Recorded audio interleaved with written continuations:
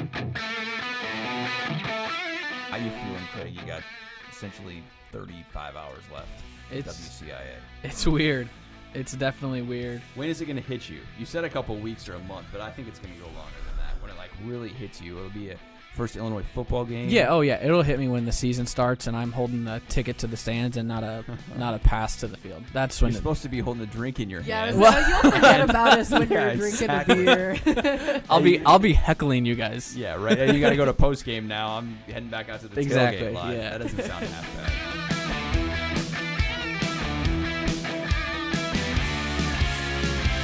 Welcome to the WCIA 3-in-1 podcast. We are all in the same place for the first time.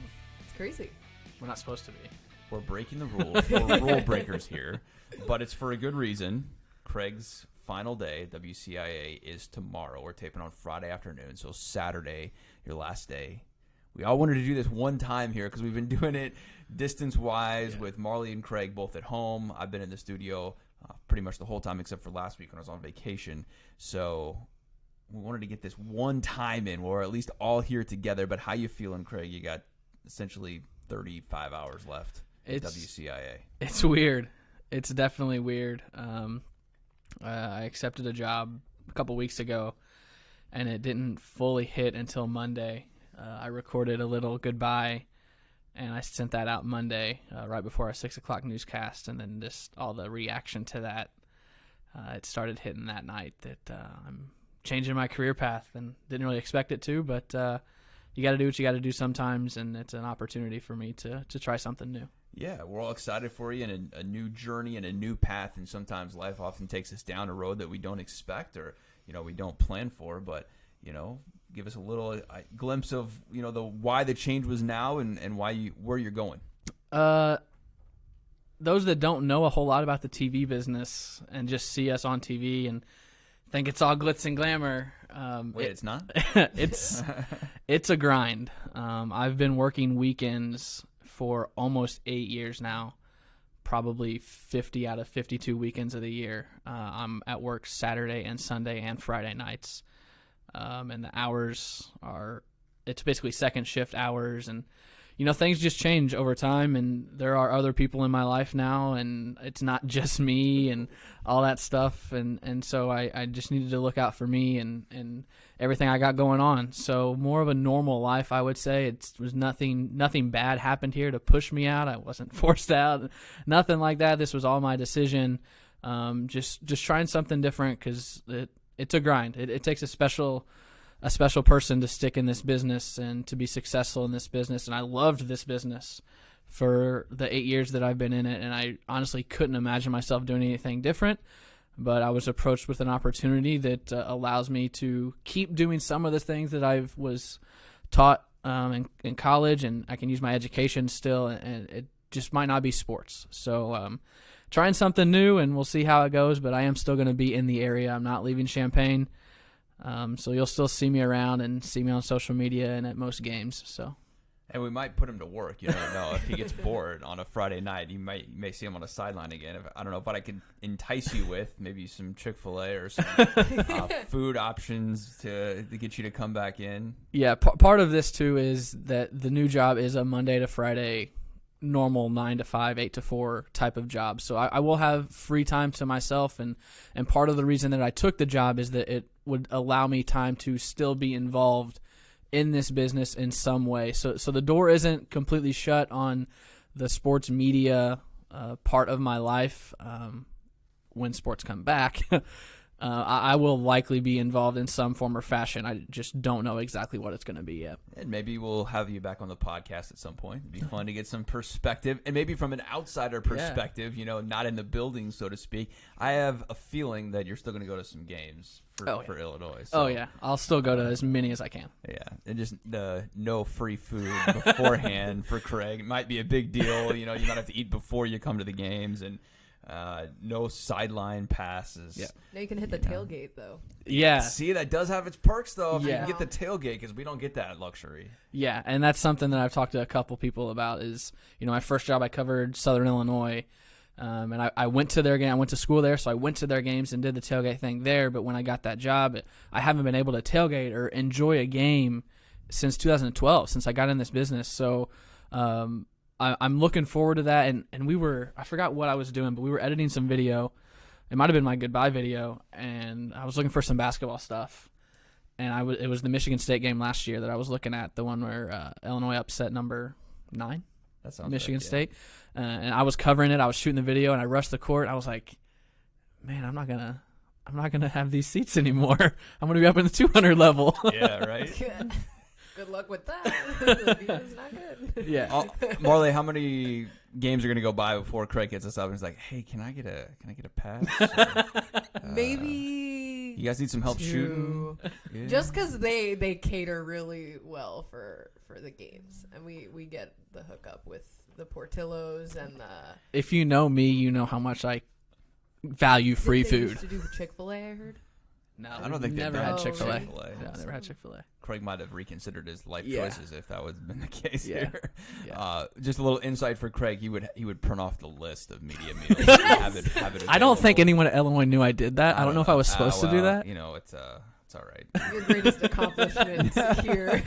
And then all the media found out that I had it, and they would hit me up like, "Hey, Yeah. send that to me." Hey, what's for on the list dinner? tonight?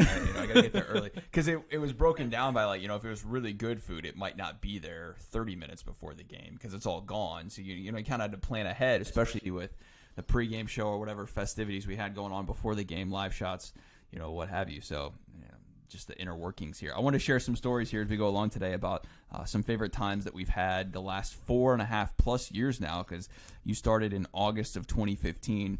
And that was an incredible time in Illinois sports history. Mm-hmm. On the negative side, Illinois was coming off some really, really historic seasons, poor-wise, and a ton of attrition happened at that time. A lot of history was made in a negative way, and you stepped right into that. Mm-hmm. So I want to get into that today. We're also going to chat a little bit about stories we did this week, the 24/7 updated rankings that came out with Adam Miller and Andre Curbelo, both taking pretty big steps, and I think warranted steps, especially for Andre Curbelo. And we'll also chat a little bit about The Last Dance, all coming up here on the 3-in-1 podcast, Craig. But I want to start with your favorite memories, games, whatever it may be. What are you going to take away from your 4.5 years here? Because you traveled quite a bit. You got to see some cool things, and you got to experience some things that I think a lot of people would be really excited to do and happy to do. I always say that, there's some big-time sacrifices that it takes to work in this business, but you're paying us to go places that people pay to go. That's how I always explain what we get to do. And while storytelling is an essence of who we are and what we strive to do, the games around those stories so oftentimes make the story. And so what are some of your favorite moments? Because I'm going to guess, Craig, that a lot of those have to revolve around games, and there was a couple good ones this year. Yeah, the last couple of years have been very beneficial. I think the stuff that sticks out right now, as I'm still kind of trying to process the move, are the games, and specifically to Wisconsin football this year and probably Michigan State basketball last year, which I already touched on. 2 games that Illinois was not expected to win, that I was on the sidelines shooting video, and the only 2 times I've ever been part of a court storming. I wasn't a student for it, but from where we sit, we are one of the first onto the court in those cases. So those games specifically probably, and then the trips as well. My first big one, I think, was New York City for the Big Ten tournament in 2018.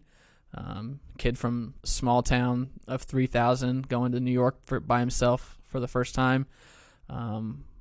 That was a lot of fun. And then this year, the 2 with Derek Piper went with me on both of them to Arizona and to the East Coast.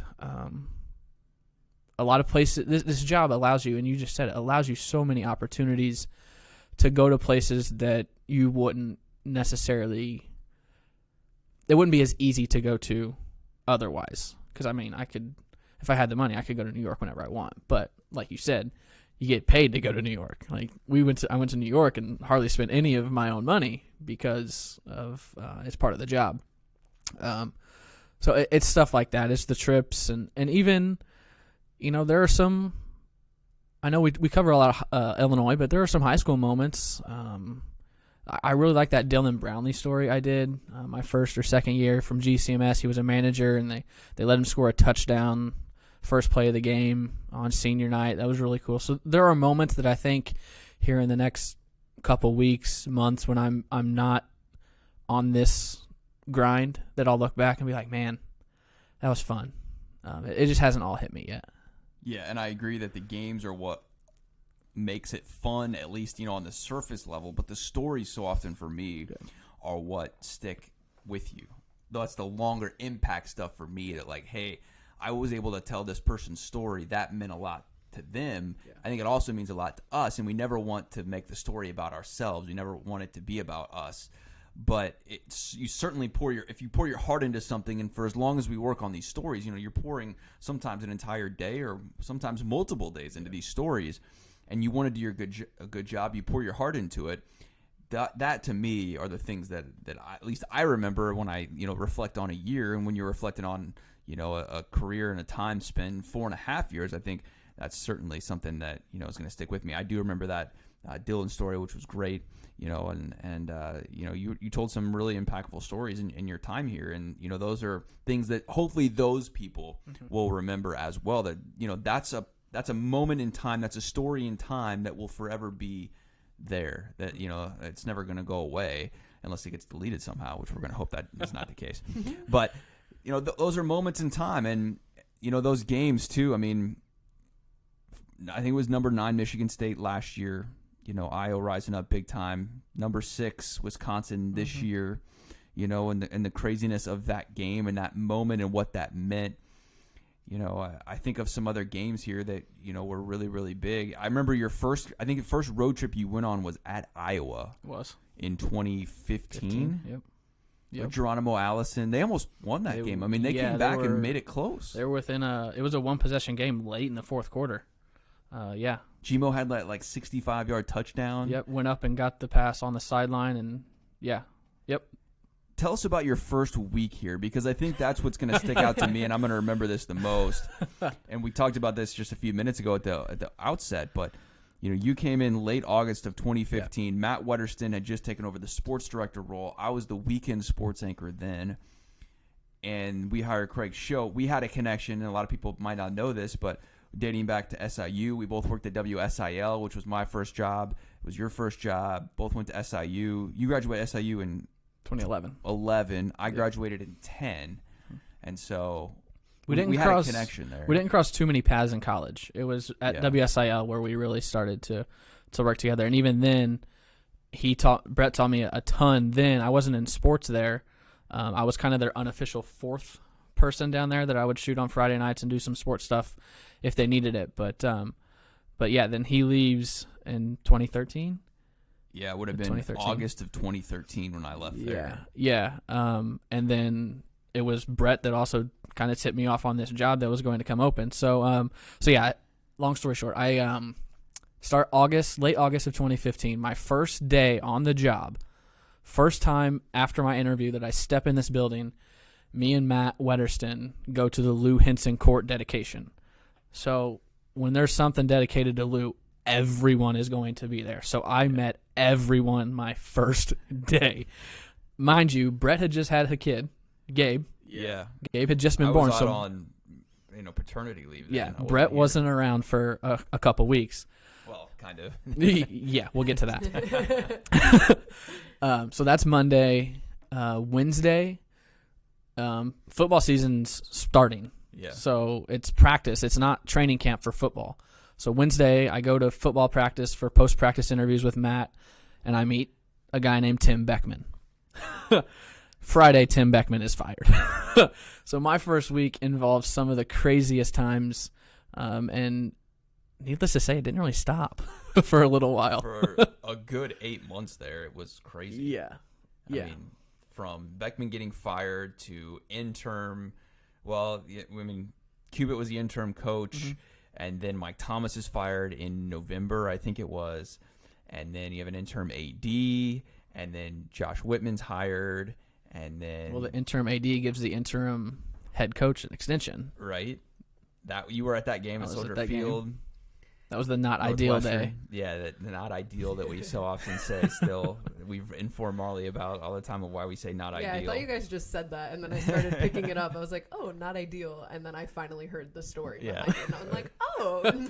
And we all love Paul Kowalczyk. He's great, but Yeah. he was in a bad spot there, and it was not ideal Not for ideal. any party in that Yeah. situation. And, Josh Whitman gets hired, and then he fires Bill Cubitt on his first official day in the office. And then Lovie Smith is hired, and then the Gross thing. And remember, there was off-the-court stuff with Gross's tenure. That was Kendrick Nunn. That was Jalen Tate, right?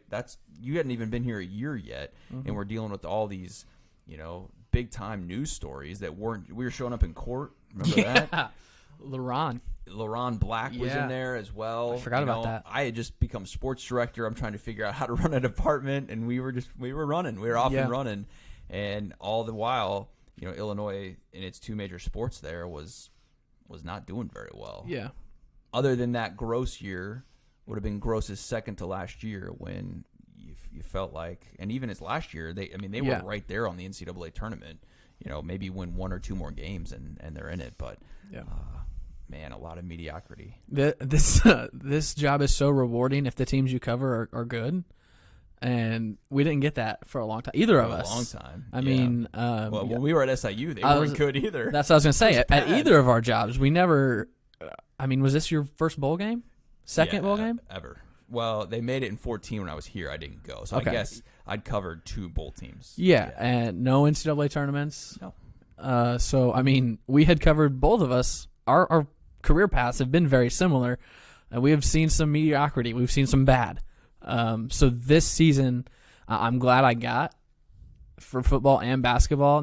Now that I have taken another job, I'm glad I got the opportunities that I did this year to see what it's like to be a part of a successful, not be a part of because we're not part of the team, but to cover successful programs and to what be it's around like. it. And I think that's important. You feel the momentum, you feel the buzz. It's believe me, it's a lot better showing up to practice when the team is good than when they're bad. The interviews are a lot better. The team is just more open to sharing things. You feel like you're making a bigger impact because people care. When the teams are bad and the two major sports at Illinois are bad, people just don't care as much, and that doesn't make it as much fun for us either.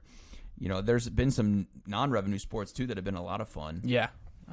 You weren't here for the baseball. It was No, 2015. You had just missed out on the historic 50-plus win baseball that was team. the spring before I got here. And I don't know if you remember this. I did come up here for it with a couple of my SIU buddies. We came up and watched, and we met up with Bret after the show. And I think that's the first time you told me that the job was going to be open.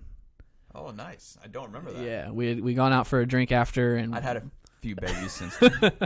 yeah, and that's when Bret told me, like, hey, what are you wanting to do? What are you doing down there? And he told me that there was going to be a job open in the sports department.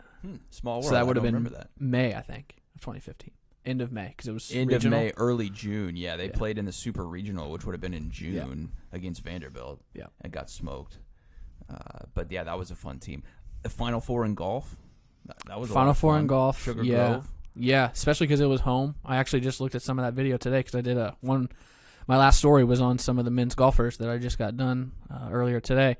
And I was just thinking about the Final Four, because I think it came down to Giovanni Tadiotto. He was a freshman, and his match was the last one that clinched it for Oklahoma and knocked Illinois out. But that was a lot of fun. We were trying to figure out how we covered that, because we both went up there at separate points because Anise refused to cover golf. I don't blame her. Other than when she was told she had to cover golf. But me and Bret both love golf, so we happily went and covered it. That was fun. And then I've said this since I got here, that volleyball at Illinois is one of my favorite sports to cover. Oh, yes. Marlee's in on that. Yeah. I'm in. I mean, they're good. They're so much fun to watch. The Huff is packed every night. It's loud. From Kevin Hambley to Chris Thomas, the staffs have always been awesome. Volleyball has been one of my favorite to cover. So that Final Four run a couple years ago was a lot of fun, especially because you got to go up there, so we got to get some coverage from Minneapolis. But the non-revenue sports have allowed us to see the success that the revenue sports didn't allow us to see, because pretty much every sport at Illinois is successful consistently. except for men's basketball and football as of late. So just minor, details. you may need those two teams to be good to have a successful athletic department. I went back yesterday, Craig, and referenced some of the top stories on Google Analytics on our website, and it's fun to go back and look at this, all time since you started here. So this has been since August of 2015 or thereabouts, the top stories. And Adam Miller's commitment, that ranks right up there at the top. We'll talk about the updated 24/7 sports rankings here in just a minute. John Gross fired. Bennett Williams kicked off the football team. Brad Underwood hired. Jeremiah Tillman and the craziness of that. Remember? Yes. That was absolutely insane of, East St. Louis product. Is he coming? Is he not? Is he signing? Is he not? Then he commits. We have a good story we'll get into about that too. Yeah. What was with that? our trip. With our golf trip. To where? To Quad Cities. Oh yeah, that's an all-timer. We'll too. get there in a little bit. Almost forgot about that one. Io DeSumo commits, and IHSA to districts. There's another high school one that had a huge impact on our website. And Mark Smith commits. And the thing that we've done that's been really fun, and Craig's had a big hand in this, is starting to stream these commitment ceremonies or signings, because I think either or, sometimes they happen together, sometimes they don't. There's nothing better that we can provide on live television than someone committing for an Illinois fan to tune in and watch. And so Adam Miller was right up there, 25,000 people watching just on our website or our app, which I think is pretty positive. That's a lot of eyes on that. Io DeSumo had about 15,000 thereabouts, and Mark Smith had 40,000 people watching. Just on our website. That doesn't include the Facebook feed or some other platforms that we have. Yeah, that was the one too that I was off that day. I was in St. Louis with family that day, and I was one of those 40,000, then 40,000 watching.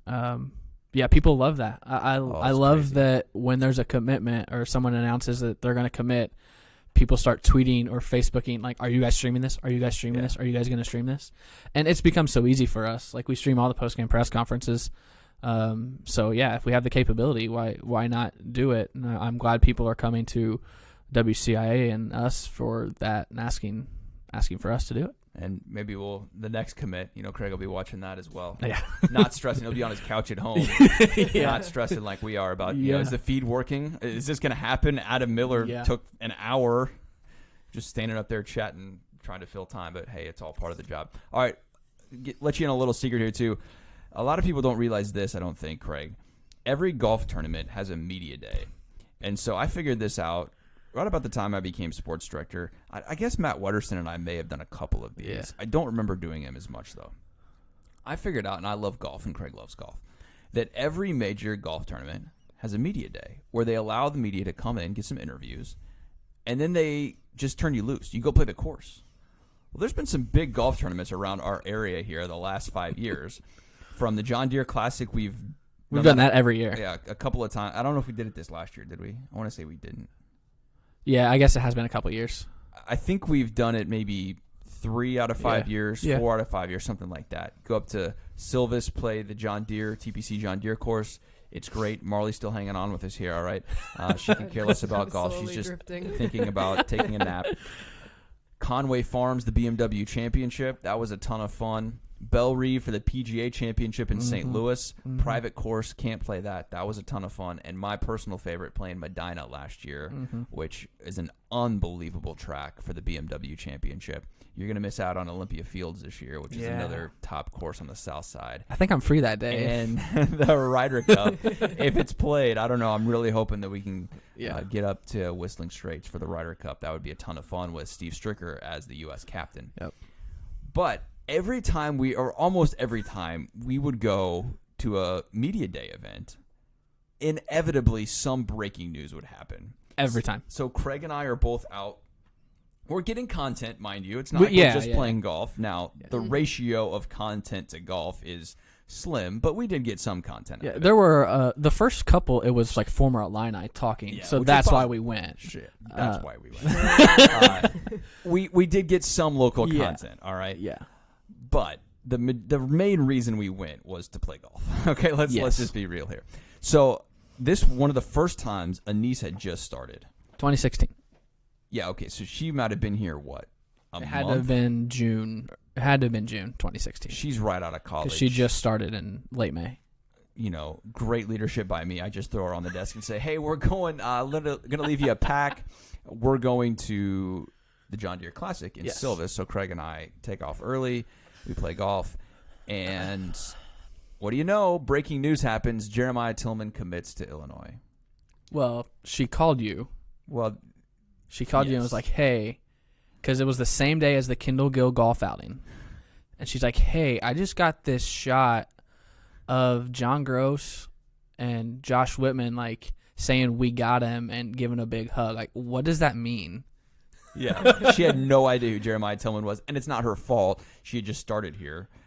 But I was like, well, wait, what do you mean you just got out? Like, you got the shot of them hugging? Like, you were on it? Or it was, like, off to the side? She's like, no, I just happened to be shooting Gross and Whitman at the time, and Whitman at the time, and they were really, really excited together. So I get on Twitter and immediately see that Jeremiah Tillman verbally committed. Yeah. Was he 5-star then? I think he was. I'm pretty sure, Yeah, he was 5-star center at that point for me. St. Louis, Illinois hadn't had a 5-star center in forever. I think we were on, like, our 11th or 12th hole. I don't even know if we were that far in. Maybe not. I don't know. We were not done with our round. I told Denise, I just said, you need to go back to the station right away. Put that on Twitter as soon as possible. That thing blew up. Yep. What are the chances of that? I mean, absolutely insane that she got that. Doesn't know who Jeremiah Tillman is. And once again, not her fault. Doesn't understand the scope of that. Yeah. She quickly figured it out after we were... After she saw how we reacted. She's like, okay, this is a big deal. Yeah. Yeah, and make sure you put the bug on it, right? So people don't jack our video. But she went back. That thing blew up.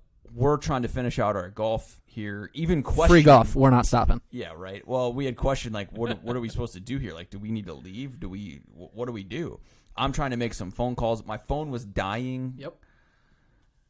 Oh man, I couldn't find a charger. Remember in the it was the new Jeep. The new Jeep. We couldn't find.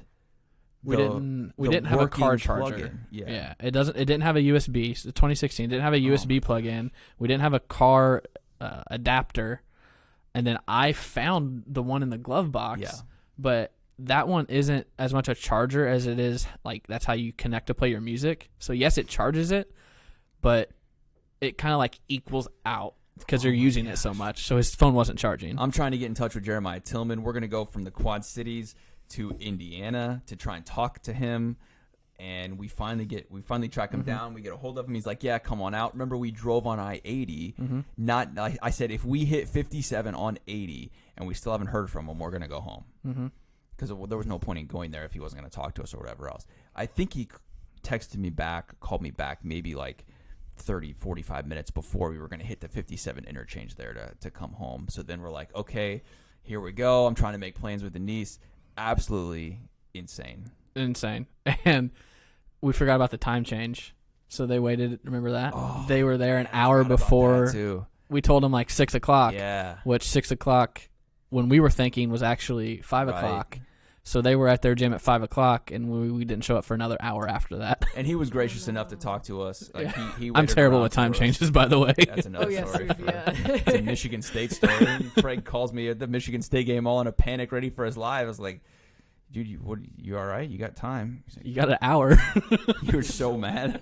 That was one of your first trips, maybe, wasn't it? Might have been my first basketball trip. Yeah, basketball trip to Michigan State. They probably got crushed. That was my first basketball trip, too. Michigan State. Yeah. See, some good things happen on those trips. Yeah, Marlee didn't have to worry about the time. Probably because your story, and I told her, hey, make sure you get the time. Yeah, So I was an example. We all learned from Craig in that sense. There was a couple other times where breaking news happened. Yeah, commitments, I can't remember. Whatever else. There was one when I was anchoring too. It was when Brad Underwood had those like abuse allegations. Oh yeah, with Mark Smith. I think that where were you guys? It would have probably been Medina. I think so. No, this would have been Medina. the year before. That would have been Conway then. Yeah, I think. Yeah. One of those. I don't know. We got to go quite a few places. It's certainly a perk of the job. Yeah, for sure. But inevitably, every time there was something that came up that we were like, oh no. Do you remember what else happened at those media days? The long drive winners? No. I won 2 long drives. Oh, that's right. Yeah, Craig always cashed in on that too. 2 of the we probably went to what? 6, 7? I don't know. I stopped keeping track. Yeah, we went to a lot, but I got Gifts are great. I got lucky with some of the long drive contests.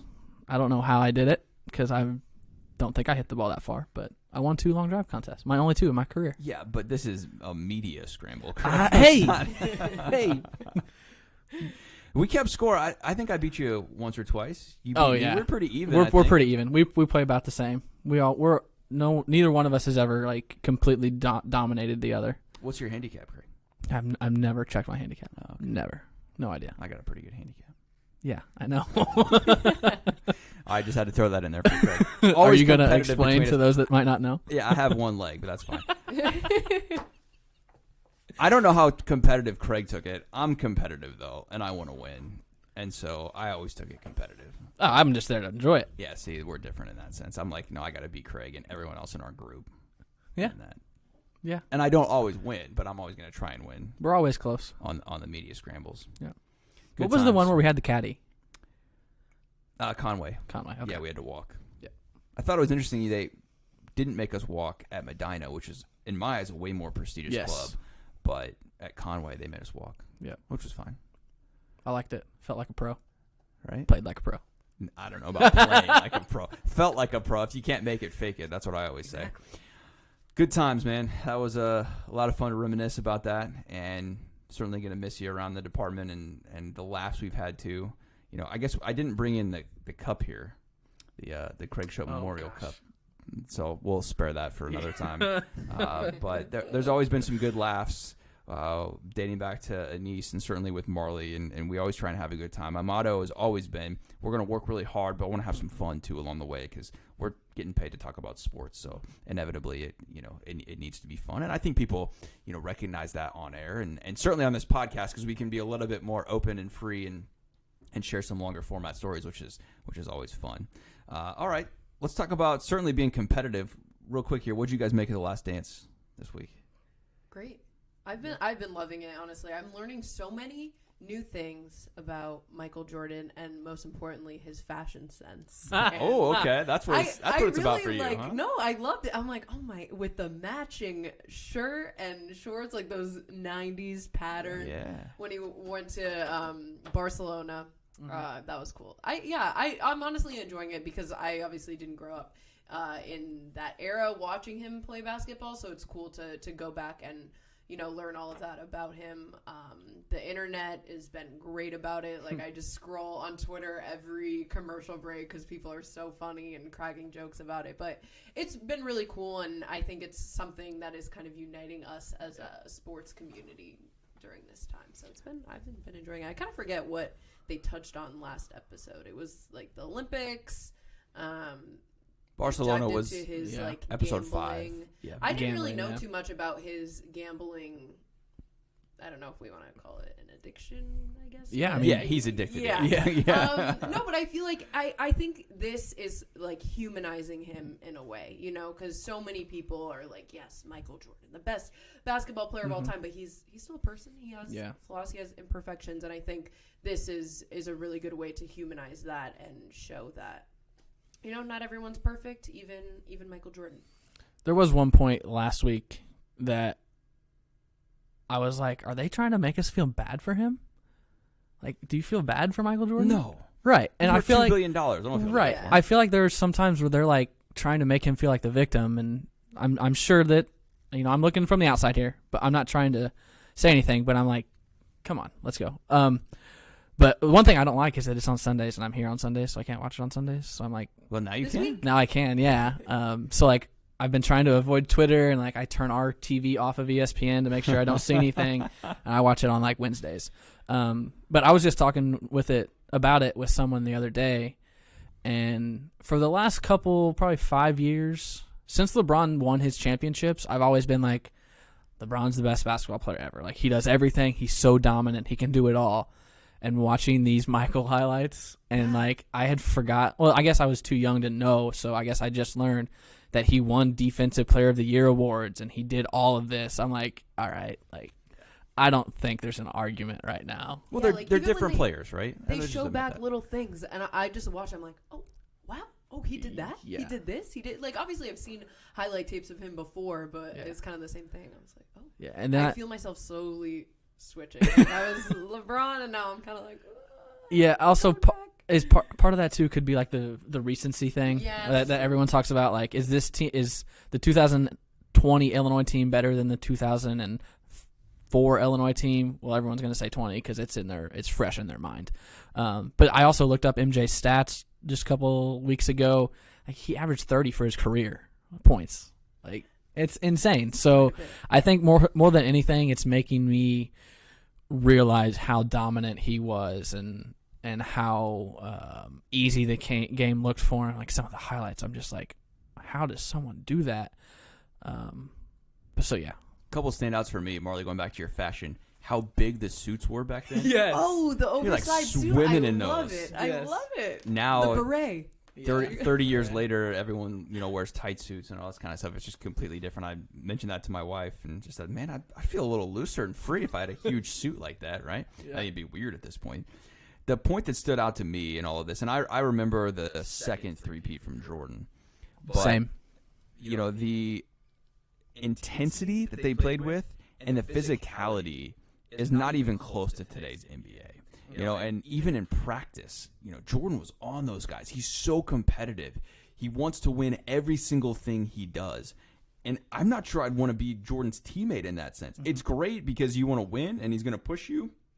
And obviously that's what led to all that success was Jordan leading that. I mean, he was in charge of all of that, but just ruthless practices, where they're beating each other up. He's punching Steve Kerr. And I heard today on the Dan Patrick Show, listening to the podcast on the way in, that the director, Jason Hare, said that this next episode coming up this week is going to be about the Kerr punching incident, where he punched Steve Kerr in practice. Like, what? You know what I mean? But, he's just that. He's ruthless. Everything is competitive. There's grudges still. With Isaiah Thomas, he's like, there's no apologizing for that. It is, 30 years later, 20 years later, there's still grudges there, They hated Detroit.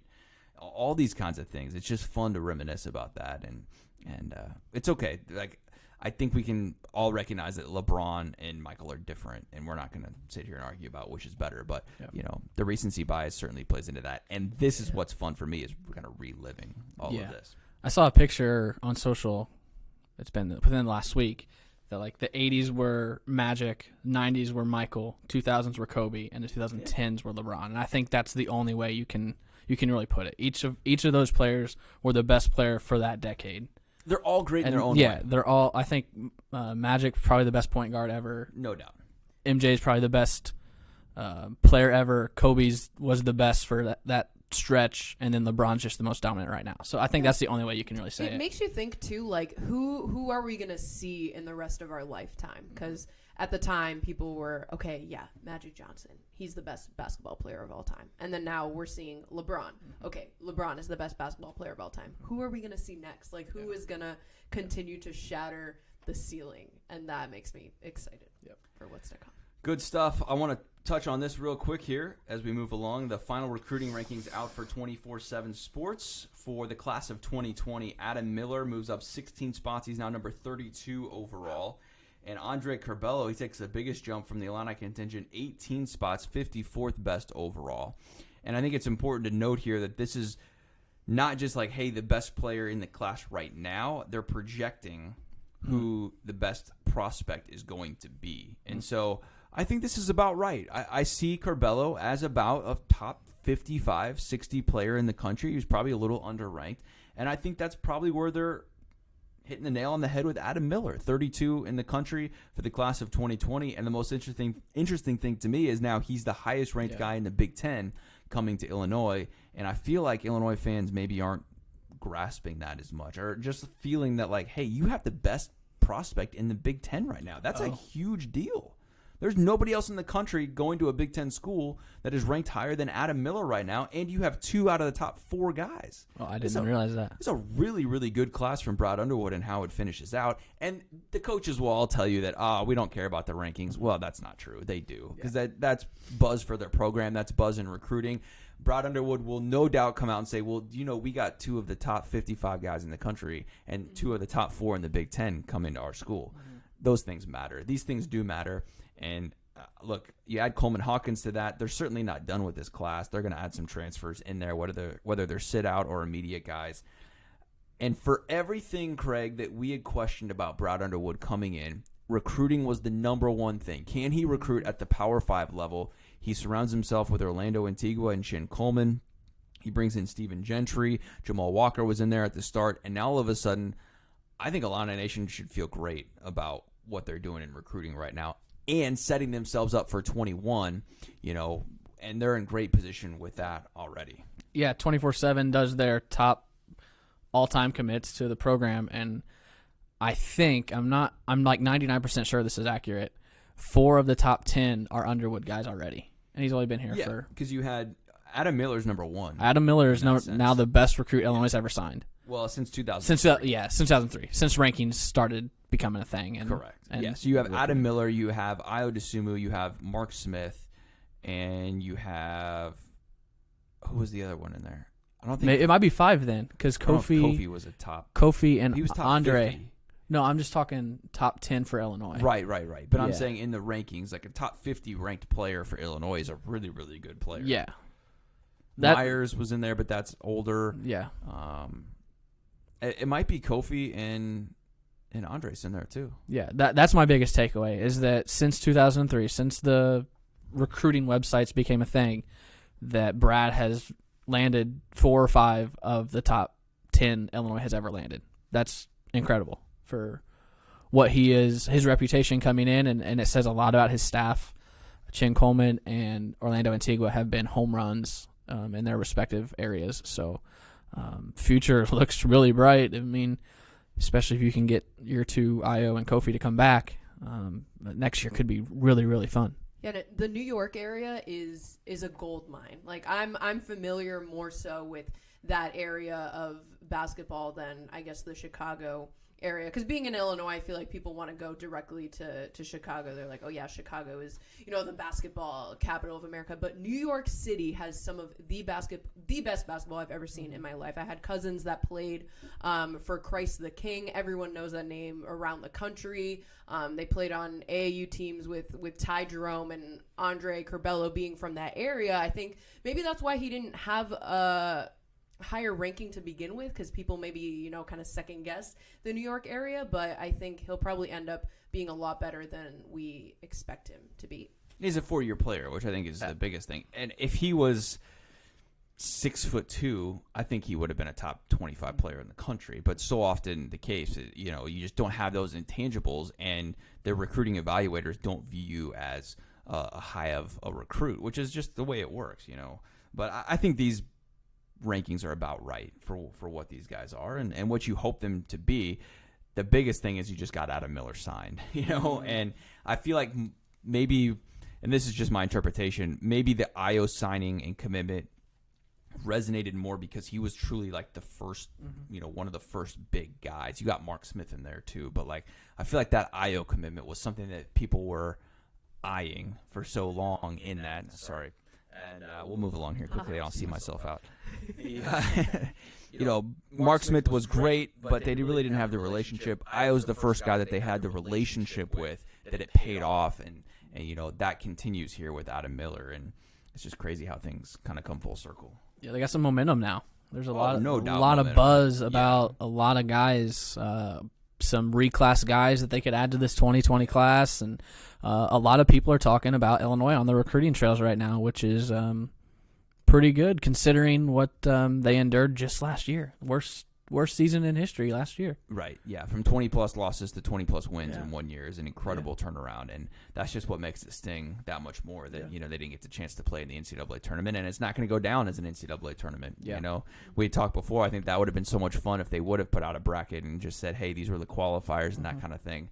So that way these kids could have gotten these chances to say, hey, we were an NCAA tournament team. Everyone knows that Illinois would have made it, but in the history books, and when we look back on this 20 years from now, we're going to say, hey, that 1920 team was really good for Illinois, but they weren't an NCAA tournament team. Yeah. What do you think they're going to put in, like, the space where they usually, are they going to say canceled? I just think there'll be an asterisk wondering, there. Where, yeah, it'll just say COVID-19 or Right. NCAA Crazy. tournament canceled due to coronavirus pandemic or whatever it's going to be. And Like, it's really has that unfortunate. Ever been in a I mean, like we get those giant books with all of like every game and that we get every season, the big record books. But I don't think I've ever seen anything like that where there would have been like an asterisk or just a blank space. Yeah, because they played the NCAA tournament, dating back to World Wars and all that kind of stuff, Vietnam and all of that, and they still played. So this is the first, truly uncharted territory in that sense, which, is unfortunate and bummer for you, Craig, that, you can say, I guess,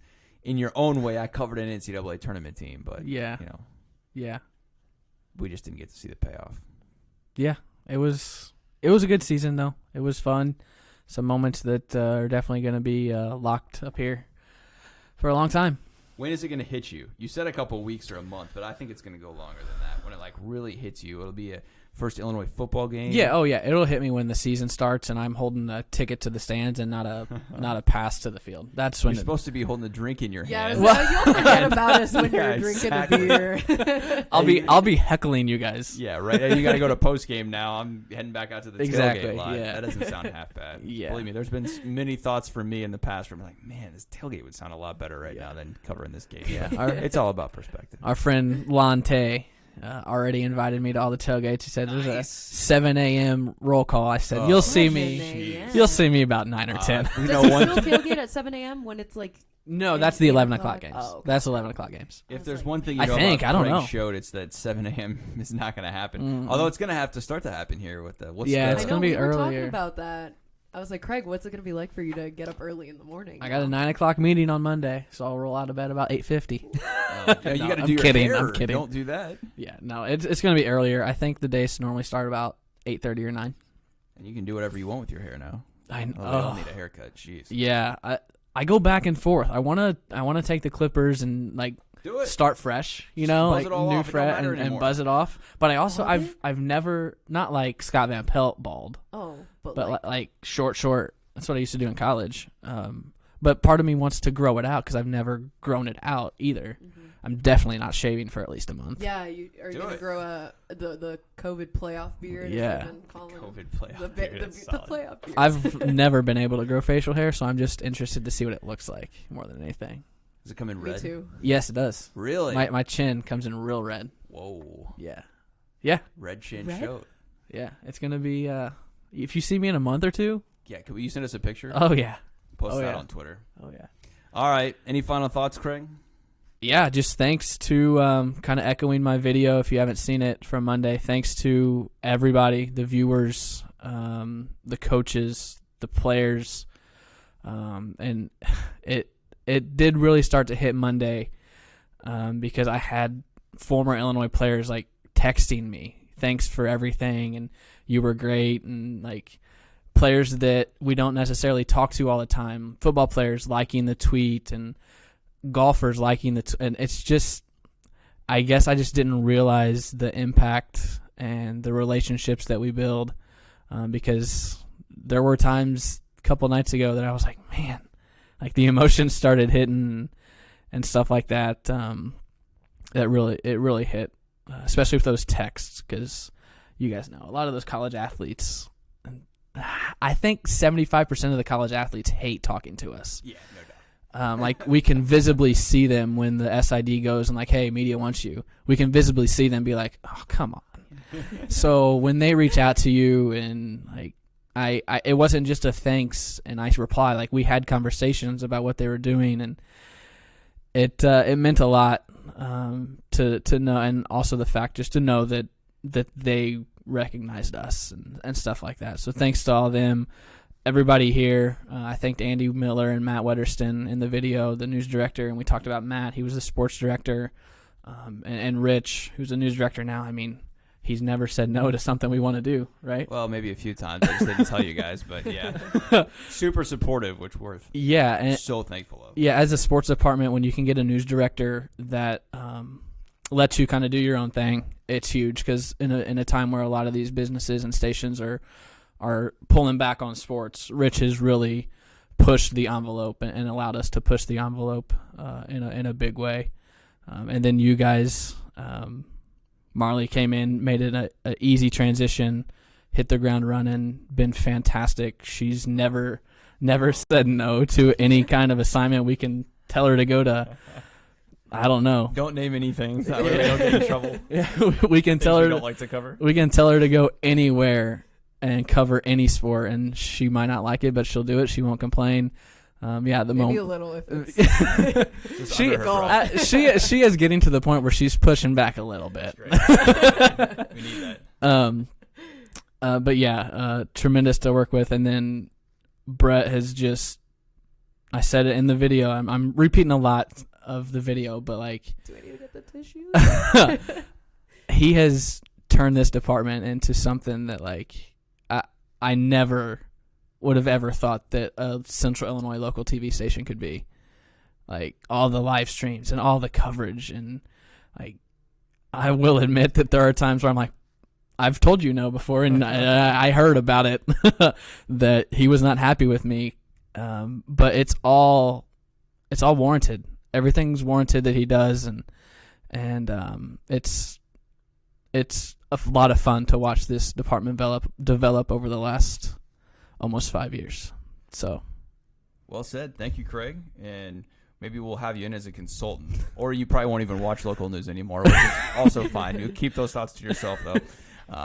No, it's great. It's been a pleasure, and we've certainly tried to push the bar, and you've been a big part of that, and raising it forward and raising the bar and leaving it in a better place. And I always say, if you can leave a place better than you found it, then you've done something right. So, it's been a fun ride, and just another chapter and another journey that it's been a privilege to go alongside. So we're going to miss you, but we're excited about your next step, and we'll have you back on the podcast at some point. Probably once the season starts, and we'll get you on with the outside perspective, or like Craig's breakdown or something from the game, from what you see from the stands, because it is a different view. Yeah, when you're watching from the stands and you're hearing things in the crowd and you're experiencing the emotions and all that. So often, especially for football, not as much for basketball because it's so much more compact for basketball, but for football, you're on the field, and especially at Memorial Stadium, it's farther away from a lot of things, and you don't hear a lot. And so I think that'd be a fun little segment to have you on and get a little perspective from that. Yeah, and that's cheap seats from the Craig from the cheap seats. That's one thing. I love that. I wouldn't say that I don't like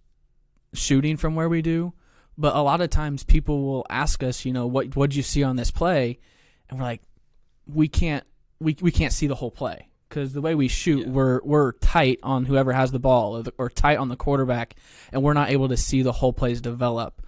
So I think that's where being in the stands and sitting a little bit higher, I'll be able to understand Brad Underwood's offense a little bit more, or Lovey's defense and stuff like that. So it's not a negative to what we do shooting wise, because it's cool being on the sidelines, but we're just not able to visualize the whole play.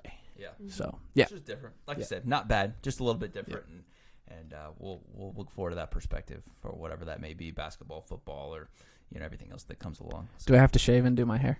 That's up to you now. I mean, before my standards are pretty high, but hey, you don't have to shave for the next month or do whatever you want to do now. So we'll look forward to seeing what that looks like too.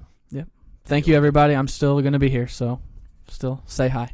It'll be great. Yeah. We'll have to have a proper going away party. Yeah, we'll have to put that going away party on. I'm not going anywhere for a little while. I know. I feel like a going away from the department. But we all need a reason to party. Exactly. You're welcome. All right. Thanks. All right. For Marlee, for Craig, I'm Bret. It's been fun reminiscing. Craig, thanks for all your work. We'll have you back on the podcast again sometime in the near future. We're going to miss you, but it'll be good. So, all right, we'll do it again next week. Marlee and I will be here. Marlee and I will continue on. Us too. The 3-in-1 podcast. Do you have to change the name? The 2-in-1 podcast for the time being. More updates on that in the future. All right, for Marlee, for Craig, I'm Bret. We'll see you next time. Thanks, everybody.